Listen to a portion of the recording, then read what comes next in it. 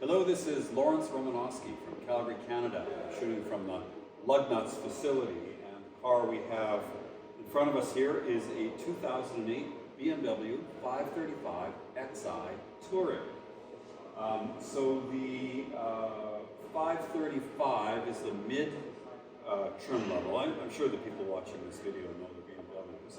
There's a 530 and there was a 550 and then 5, I suppose. So this is doesn't have a 3.5 liter engine. It's a twin turbo 3 liter engine, and it puts out about 300 horsepower, and it's to a all-wheel drive system and 6-speed automatic gearbox.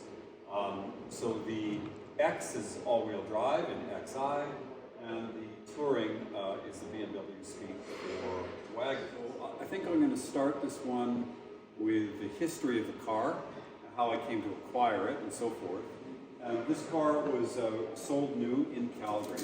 It didn't live in Calgary for much of its life. I bought it from a client of mine who is an investment banker and philanthropist, and had this car, and they used it out in their home in Victoria. I ordered him a new Mercedes-Benz and took this one on trade.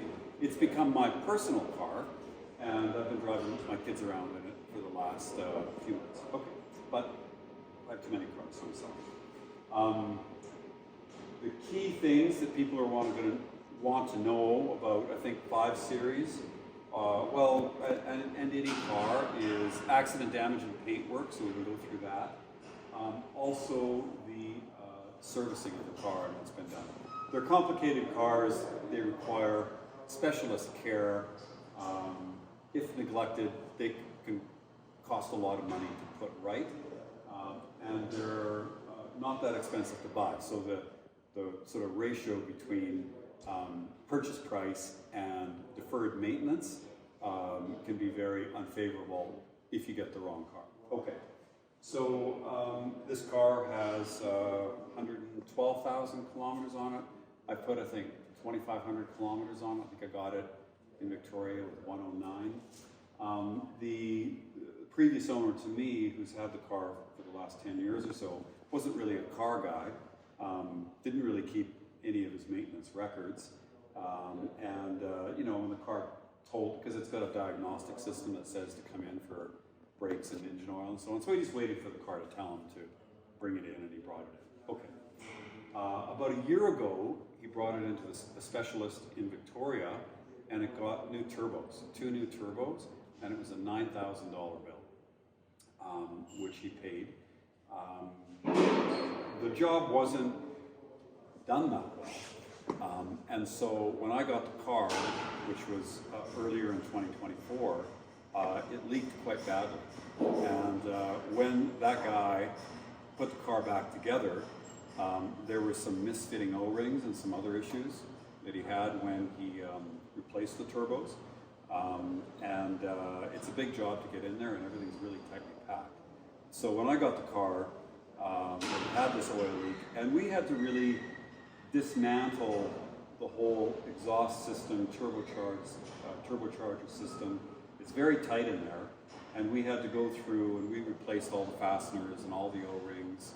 We redid all the gaskets, and essentially we didn't have to buy new parts because the turbos were new, but we kind of had to redo everything else to a better standard. So that was unfortunate, and my client paid all the money, but he didn't get a great repair job. There was never any issue with oil levels or any harm to the car.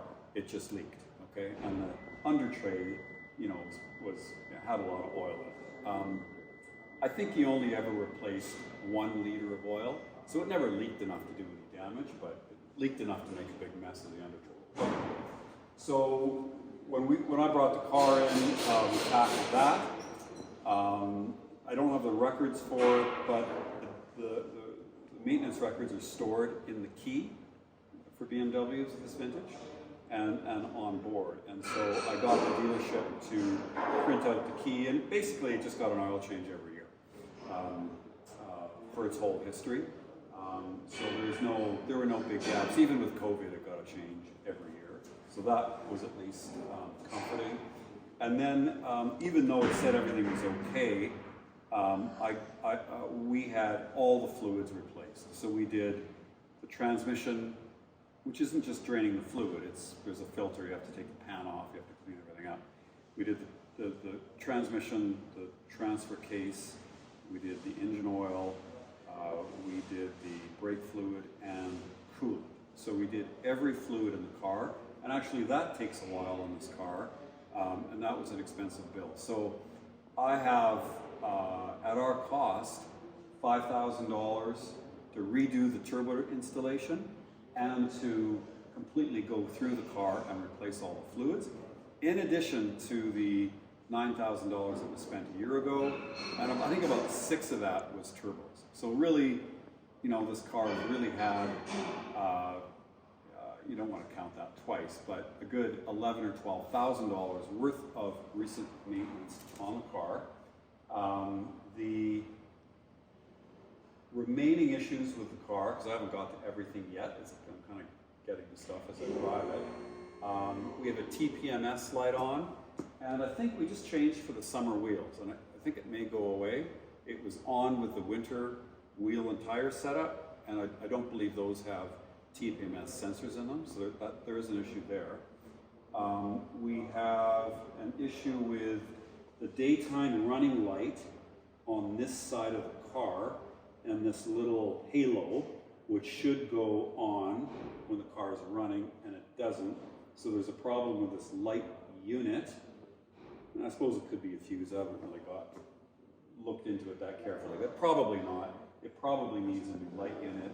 And as I go forward, I'm just going to look for a good used set on eBay and maybe swap them out. But for the purposes of this video and the price it's advertised for, the car is as it sits. And if I improve it further, I can do so and raise the price. It's just a matter of me getting to it. So there's that issue. And if you want to come over here,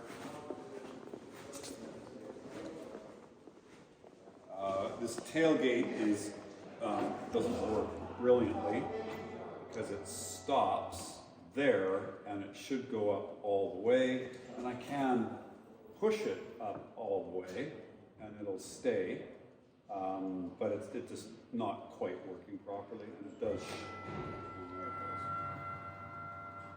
Well, it's decided to work, but it doesn't always do that. And there's something about the limiter here that isn't working.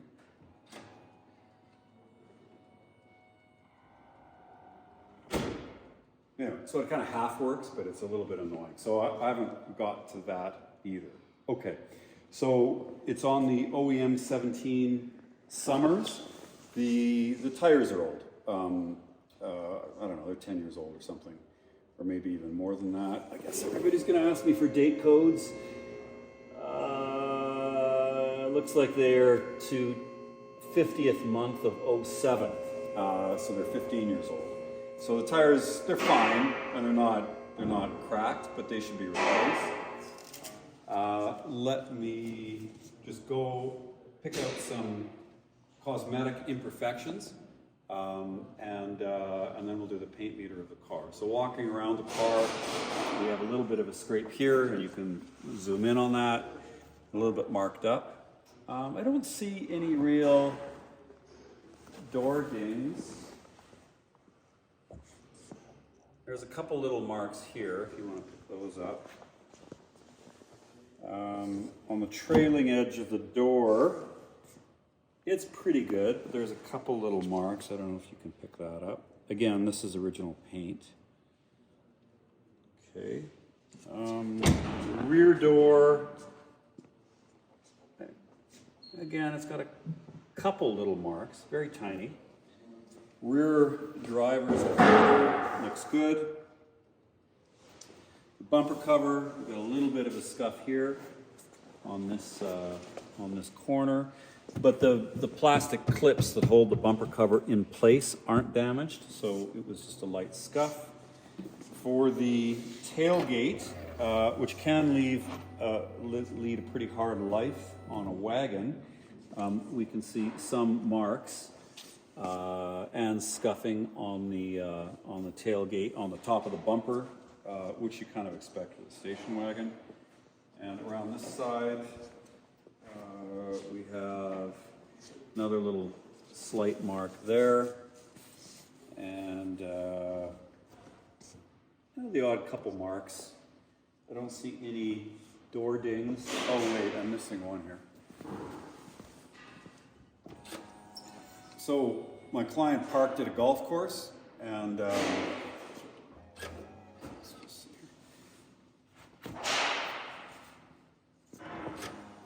here. And the car got hit by a couple of golf balls. The golf ball hit it there, and the golf ball hit it here. And there's a dent there. And I told him when I got him his new Mercedes to park somewhere else. But anyway, those two things happened to the car. We have a little bit of scraping here. Now there's 3M that runs across the half of the hood. And I believe that's just mucked up 3M. I'm not sure if there's any paint damage underneath that. I think what you're seeing is just the glue. In other words, if I rip this 3M off, I don't believe this will be there anymore. Okay, so that I think is it for paint imperfections. So it's got some marks on it. For the wheels, the summer wheels are pretty good. That's just it's just residue. You know, they're okay. There's no big perforation. Oh, this one has some here.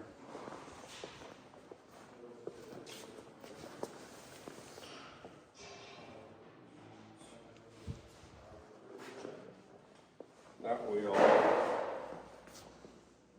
Good.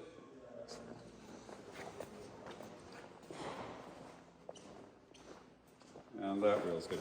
The car has load leveling in the rear, and so it's the to compensate for the weight in the back, and that all works fine. Some of these cars, the air suspension will droop when you turn it off, and this one does. Okay, so let's just verify my claims of original paint from the A-pillar back. We'll use a paint meter. This is set up in micrometers, and that's 1/100th of a millimeter. And factory paint is usually in the 130 to 200 range, and then a repaint is usually, 300, 400, 500 micrometers. Bondo and filler is like a millimeter or 1,000 micrometers or more. So we'll just go through this. And I've done it before. I've done it already, so I know what it says. 183, 126. And you're looking for consistency, but keep in mind that when it's painted, the paint sits a little bit differently in different spots. And we're talking about less than 1/10 of a millimeter in variation, which is normal. Okay, so 102, 112, 141, 104, 135, 155, 178. Okay, so that side's all original. Then I get to the fender, and I get 237, 376, 416, 384, 362, and this has got 3M on it, so it's going to be more, obviously, 739. So 346. Yeah, so this whole fender has been repainted. Okay, if I go to the hood,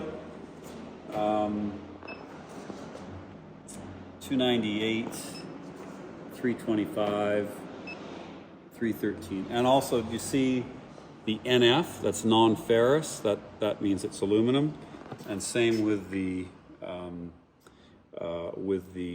front fender is non-ferrous, but I believe the doors are FE, which is ferrous. Okay, so steel bodywork after the A-pillar, but aluminum bodywork on the front clip of the car. And let's just go through it.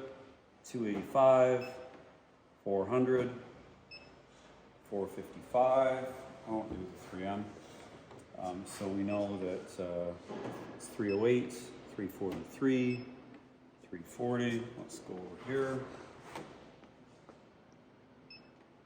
435, 389, 362. Now we go to the door, and we're not now back down in the 130s, okay? So it's an original paint on the door. 134, 115, 122, 122, 110, 126, 106, 165, 145, 138, 163, and then we'll just do the tailgate. 112, 113, and 106. Okay, so that should demonstrate beyond doubt that the car has original paint except for the front clip. I want to show the fenders. If we look at these bolts here and we zero in on there, to me, those don't look like they've ever been touched. Okay, and I don't want to rip anything apart here, but I don't see any evidence that there's any masking marks, or that, you know, the fender has been taken off. You can get those. And then I don't see any evidence that there's any big variation of paint depth on the fender. So that's why I believe that this fender is original to the car, and this fender has never been off the car, and that the damage is in the front end. Okay, we see the badge space gray metallic, and it's really tight in there. So basically all this stuff was all removed from the exhaust side of the engine. And then we just bought all new fasteners and all new O-rings, and we scraped off gasket material that was there and redid the gaskets, and, you know, just really did it properly and basically redid all the work that the guy did the first time with it. All right, so that is that. Okay, so let's go to the interior now. And the interior is very nice. There's no,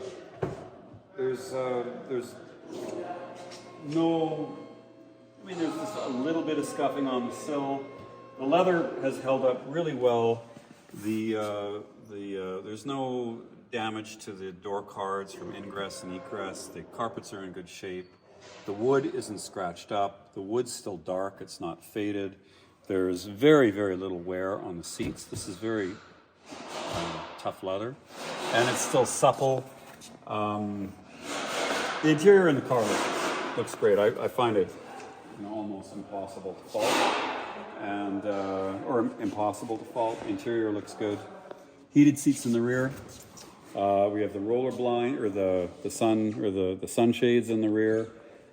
We can see that it has the TPMS, the heads-up display. If I get in the car, let's just look at it here.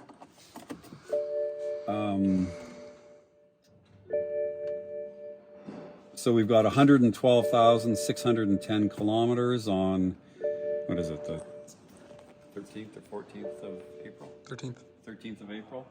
If I hit this, we can go into info sources. Do you want to get in the passenger seat and we can just look at this? So if I go to info sources, service info, you know, we can see that all these are in okay. For a trip computer, I always like to look at the trip computers in cars because it gives you an idea of you know, who drove it and you know, if it's driven in the city or the highway. So I've had it, I guess, 1,750 kilometers. Average speed is 35 kilometers an hour. That's average for somebody who lives in Calgary anyway, like almost bang on average. And the car's average 12 liters per 100 kilometers. When I drove it back from Victoria, I was down to under 10. We have the big panorama roof, which is not with a sunshade, so that's either a glass roof or the front opens up.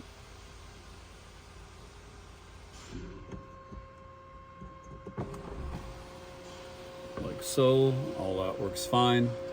All the electrical accessories appear to work fine. We have heated seats front and rear. The infotainment system works without issue. CD player works. Navigation works. Cruise, to my knowledge, the best of my knowledge, can't think of anything that doesn't work in the car. It's comfortable. The ride's good and spacious, practical. It's actually quite a nice car. There's no odors or anything. Nobody smoked in the car. And I've got two keys for the car. The books are in the glove compartment. And CDs and so on. Well, I don't know what else I can tell you. There's no rips or tears or bolster wear. And I didn't go and just spray paint the leather to make it look nice for the photographs. The leather has not been painted. I don't see any wear on the carpets or the headliner. There's no stains, no water stains, improperly installed windshields or any of that. So it's an original BMW windshield. I just see that mark right there. So I don't know what more I can tell you other than the interior is very nice in the car. We'll look at the rear load area. Okay, so we can look in the rear load area, and we have a little bit of scratching down there. We have all the right pieces are still there.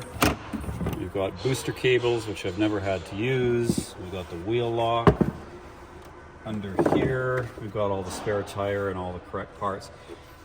There is, when I looked and I bought the car and I went on the forums and, what to look for, etc., there was a big deal made of the wiring harness in the trunk compartment, and I guess it's a known problem for the car that water gets in and plays havoc with the wiring. I didn't do anything about that. There's a fix to relocate the wiring harness, but it was all perfectly dry there. I didn't really want to make a car for myself. But the 535 Xi is a rare car. 500 BMWs for sale in Canada and 3 wagons. It has low mileage at only 112,000 kilometers, and we've been through it. We spent there's at least $12,000 worth of recent maintenance in the last few thousand kilometers on this car, including changing all the fluids and replacing the turbos and all the associated gaskets and plumbing and so forth with the twin turbo installation. So it's not perfect, but it's still got lots of life left in it, and it's had a lot of money spent.